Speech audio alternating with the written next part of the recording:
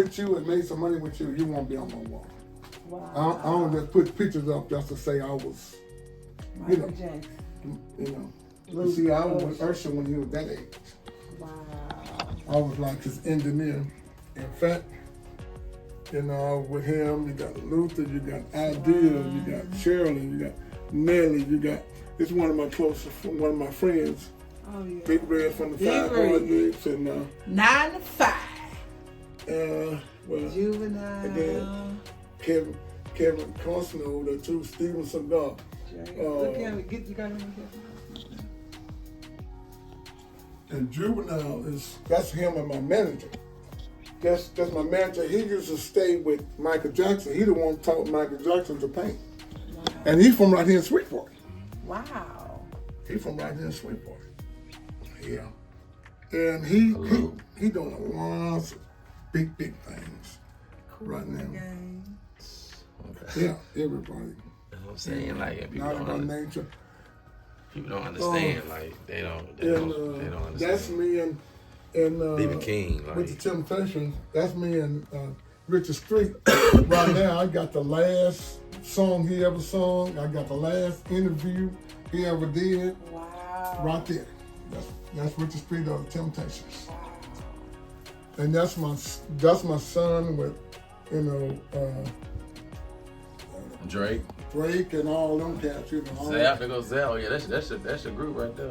Cat Williams. What you feel about Cat Williams and all this controversy he in right now? I think she messing up. Yeah. I think he messing up. He leading people along. It's not a folk business. Yeah. And see, this me and that's Kevin Costner.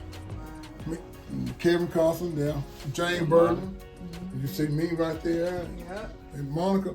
Monica started with us when we went on the H-Town tour. Wow. And Drew Hill. yeah, and that's SWV, one of the girls from SWV. Yeah. You see she in my house. Right. Lots of people's come here.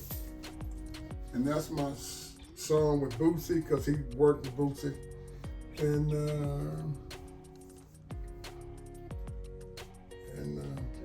so that's and like I say, it's Jermaine Dupri. Who? Is that Jermaine Dupri up there? That's Neo. No, Neo. Yeah. He was almost in the family, but he got 2 kids by my cousin, my brother Shaw. Yeah. And this one, see this picture? That's when the first time I went to the White House. See how fat I was? And then the picture in there, you can see I had lost that weight.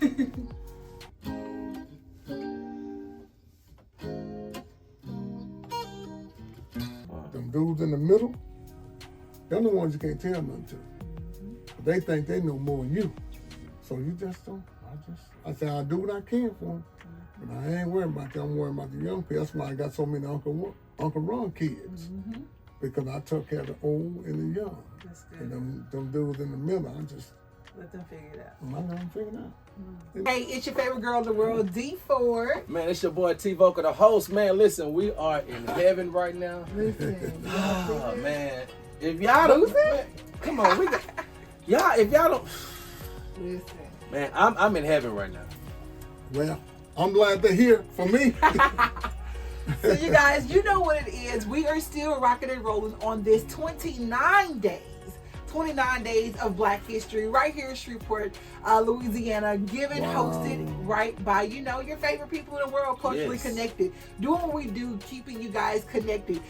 February is extremely special to us. We love all things cultural, all things Black history, and you already know we love all things Uncle Ron. All things Uncle Ron. Ron Johnson, y'all. What's happening? The legendary guitarist. He has played for a lot of people. He's been traveled the world. He's played at the White House. He's been on.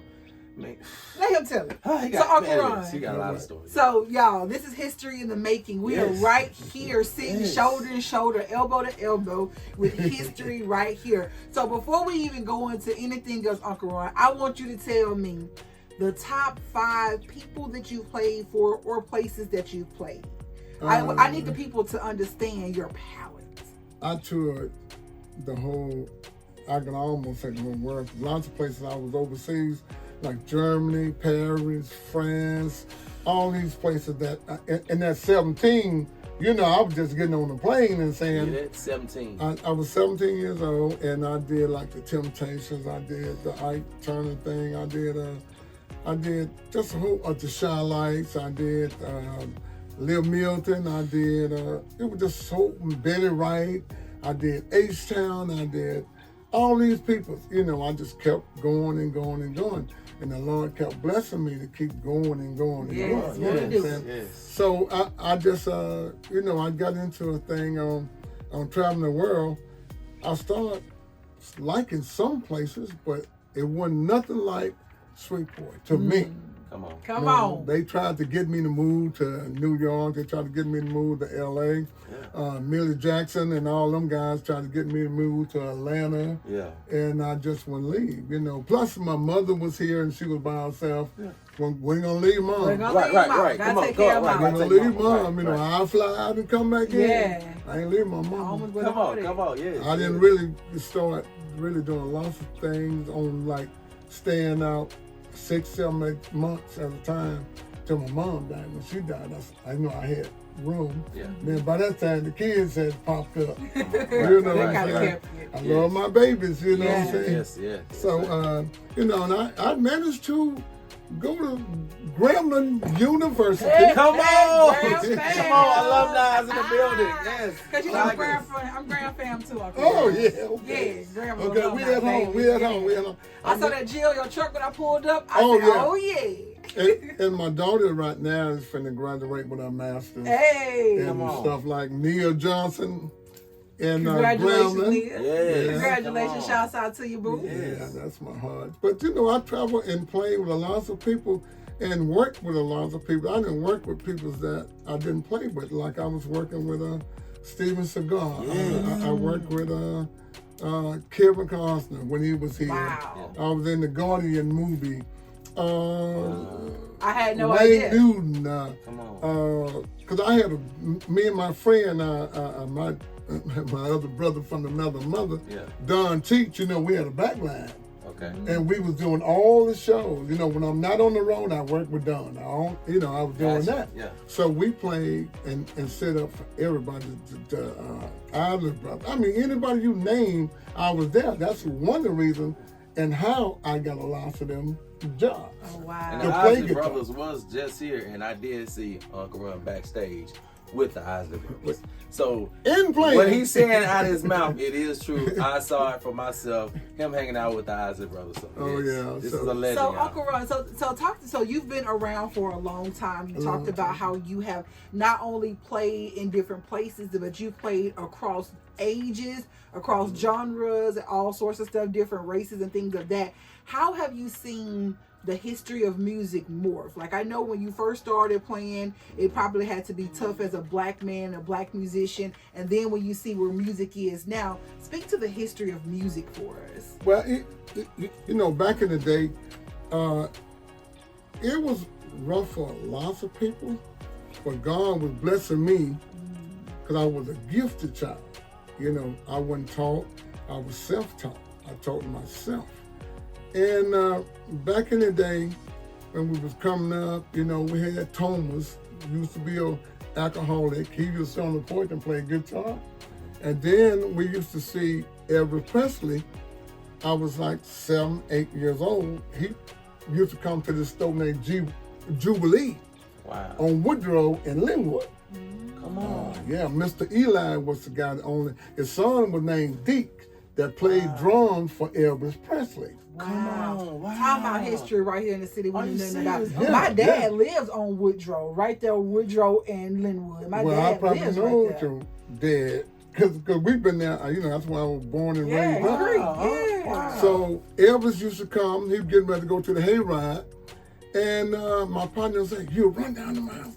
Oh, the man with the guitar. He at the stove. They playing some music." So we'll run down there. I thought I was fast then. I was Yeah. about 7 years old. Right. Oh, you yeah, know. you're gone. And I Right. was running down Yes. there, and we people through the window like this, you know, and he was run for the money and all that stuff. He was singing, "You ain't no but I don't dog," and and they came out with an upright bass.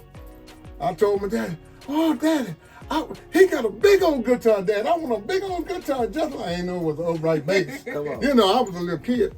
But Elvis will come out and he'll give us a quarter, a 50-cent piece. When he gave us $1 coin, you know, all we know there was money. You know, we didn't know all this kind of stuff.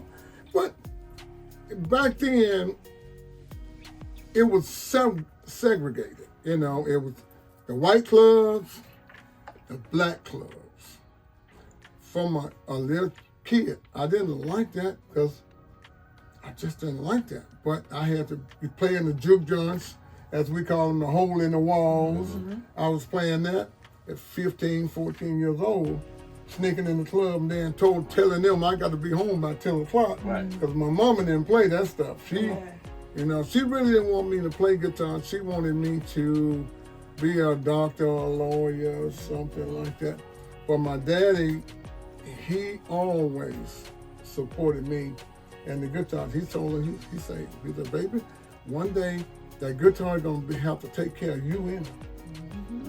And it did.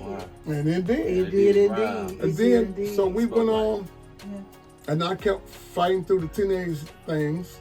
And then I started, my friends wind up being, you know, white. Because we were playing all rock and roll. Come on. And I was Jimi Hendrix. You know, you can tell me nothing. Right. You know, like Glenn Graves, Michael Long. There were so many cats that came along. Buddy Flint is one of my favorite friends, and Michael, all of them, and then I was so amazed of Jane Burton.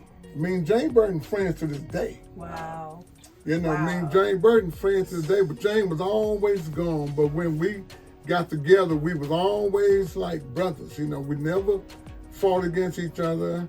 And I came on up and I started playing with all these great people. So we wind up, right. But you know, who can be bigger than Elvis Presley? Right. I mean, just lay it on the table.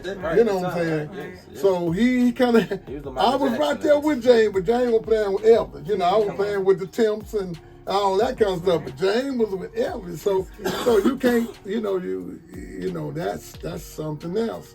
But I still, lots of people worry about, let me get to this part first. Where it was segregated, and we couldn't, it wasn't no blacks go play in the white clubs and all this kind of stuff. Till I came along. All my friends were like rock and roll, you know. I had a group, Glenn Graves and them were like, their name was Graveyard.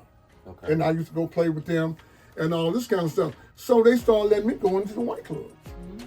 And so my name started getting big because I was playing with majors. So they started letting me always can come in the white clubs. And all of a sudden, I said, man, I got to get my peoples in here some kind of way. So by this time, Windstorm Man came along. We started playing at the Centennial Oyster House. And we played there one time, you know, I forgot their name, but you know, it was Centennial Oyster House. But they opened the door for Windstorm. They greeted us, they loved us. Then Seminary College got into the thing. We used to play there, leave the club and go play at the frat houses on Seminary. We get home like 4 or 5 o'clock in the morning because we didn't went and play another gig over at Seminary College at the frat house. Come on, This is a private white institute. Yeah. Right. That's what especially at that time. Yeah. But they my friends always loved me, you know, like Don Teach and all these cats, they took care of me, you know, and they kind of like, whatever Ron want to do, let him do it. So that's how the blacks start mixing in with, you know, everybody. Right. And the whites start coming where we was. Right. They weren't scared. And they want to see Windstorm. They want to hear some good music. Yeah, they want to see that boy play that guitar. Because they always say, even now they go, where's that legend guy at? where's that legend guy at? You know, and I'm kind of like quiet over in the corner in the dressing room. I don't never hardly get out, you know, because I told the Lord I was going to take care of them young people. And I did. I've been around the world twice. So me, I don't want to shine too much over them. So I kind of put myself back. That's amazing to to let them shine. And if they'll listen at me some more, they would go further. Because they don't know what they run into. I've been there. I know what it's like. And right now in the music industry, what you were talking about, it's much, much harder to get somewhere. You got the radio stations that won't even play your songs. They play songs from Africa right now. Yeah. We're on this Afrocentric thing right now. They play some rap songs that don't sound nowhere better than the guys that come in my studio. Come on. You know, and that hurts me. You know, I get kind of weak behind that. See, these guys come in this studio. Wow. They get their last little pennies and put it up here, trying to cut a hit record. And it sound better than the records on the radio. And y'all can't give them 30 minutes to an hour a day? You can't give them 30 minutes? And then you wonder why they out there doing the stuff they're doing? You know, they asking for help. They're asking for help. Ain't nobody trying to help them but me. A few more people trying to help them, you know, but they not trying to help these kids. I ain't got nothing against the preachers, but sometimes you got to come out to church Yes. and go to the places that where the people's at for you can help them. Because Jesus didn't save his biggest people. His biggest people wasn't even in the church. It wasn't even in church. Yes, sir. And it just hurt me that these guys can put their last little penny up on this thing. I said, man, don't worry about it. Uncle gonna help you. You just don't worry about it. And y'all over there, I don't want to call names, but you know who you are. Come on. Want to help these babies, man, and that hurts me to my heart. And y'all would play, if you from down there, Mayfield, they'll play your record. If you from Marshall, Texas, they'll play your record. If you know, but when it comes to us, home, Sweetport, come on, man. That's some hurt stuff, man. You know, And the thing about it, not to cut you off, but that's how you were able to be so successful. That's how you were able to rise, because y'all moved in love and unity. That's right. And just think about, and like you said, you were right here from Shreveport, but you had the opportunity to go so many other places, and therefore you were able to put people on. So just imagine how historic and how amazing it would be if we can cultivate that same type of action right now. And I used to come back off the road from off these tours and teaching them guys everything I know. Everything I know. Because I started training people to go on the road. Dale Harris, I trained right in that was a garage over there, it was a bedroom now, but I trained Dale Harris. He played with Roger Troutman, Shirley Murdoch. Come on. Okay, I trained Paul Wright. Paul Wright, he played with BBD, New Edition, Johnny Gill, Alta 7, and all these people. I trained Ron Jefferson, Slack. Yes, sir. Slack played with H-Town. He did 8 Ball. He wrote songs for 8 Ball. He did Bushwick Bill. He did all these people. Now he's the largest, one of the largest Southern Soul producers in this around. In the country. In the country. Yeah. Yes. Then he got his group he's trying to put out now called Shiloh, and they finna blow up. You know, and this guy, I raised him from, I think Slack was 16, 17 years old. He stayed with me. He still with me. Yeah. And I know he about 50, almost finna turn 60. Right. You know what I'm saying? He's still with me. And I always treat them like a son. I know they always say, where your son at? They be talking about slap.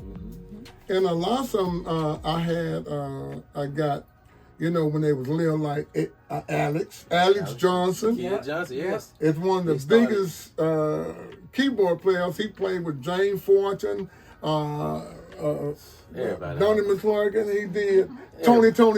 He did. He just did and did and did under my tutoring. Got the chance to go with you to Washington, D.C. Yeah, we'll be able to play for the play for Washington, D.C. We played. We went to Washington. We played for the 82nd Airborne Brigade. If you don't know what that is, that's the wounded soldiers. Wow. And we did it free. We did it free. It wasn't a money thing. We played for the wounded soldiers because I figured they need, and I passed out CDs and everything to the wounded soldiers. I didn't even know that. That's how we wound up being at the White House, you know. And like I say, man, it just hurt me.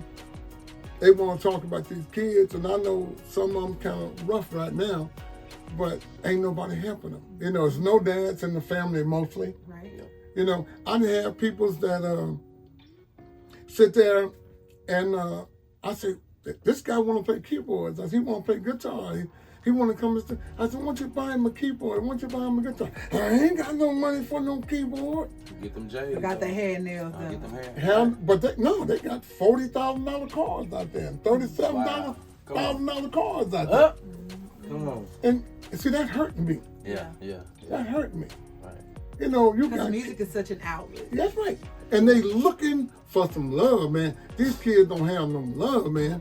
I talk to them. I talk to these rappers all the time, man. I say, man, if it wasn't for Ray Ray, if it wasn't for Pook and them, ain't nobody said nothing about Mama now. Wow. They're looking for, and then if the radio stations will, that almost tear me up. But you know, when I talk about radio, if the radio station, just give them 30 minutes. In 30 minutes, you can play at least by 7 or 8 records. Correct. That's true, huh? Correct. It would not hurt y'all. You know, it would not hurt you. Shreveport time, a Shreveport hour, a Shreveport 30 seconds of Local love. love. Local, right. Come on. I ain't gonna say I tried that. Come on, right. And like this, okay? That's me. Y'all didn't know that, did you? Wow. See what I'm saying? But you know how I got this marcher badge? I got this marcher badge for helping kids. Not trying to stop somebody from doing whatever they do. I ain't got nothing to do with that. Trying to keep kids from getting killed and trying to keep kids from getting on drugs, trying to keep kids from doing all this stuff, man. I've been around the world. I don't even know what beer tastes like. Never tasted beer.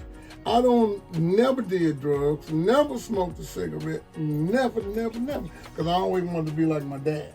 And he never did none of this stuff, but we didn't have too many drugs back then anyway. Right. You know, but that's what I'm trying to save my babies, man.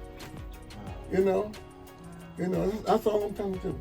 So you gotta stop. You're gonna make me I know. tear my lashes off. So y'all, we have gone through a historic moment with Uncle Ron. As we wrap this up, Uncle Ron, this is gonna be our special edition because we kept everybody else's videos in 3 minutes. Right. But we need to hear this. We need to know this.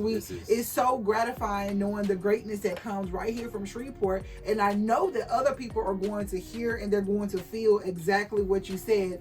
As we end this video, as we're recognizing Black history and what Black history means to us in Shreveport, what message would you like to leave? Leave Uncle Ron's Black history message. I didn't have very much money. All my friends thought it was funny. But after all I've been through, the Lord been good to me.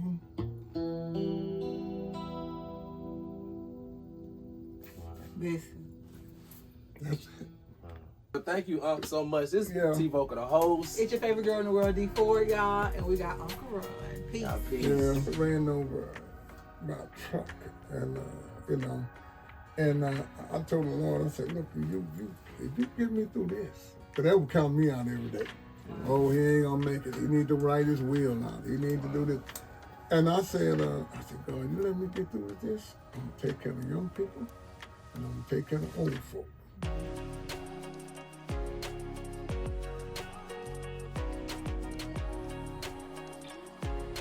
Hey y'all, hey, it's your favorite girl in the world, D4. Man, it's your boy T Vocals, man. Stay connected.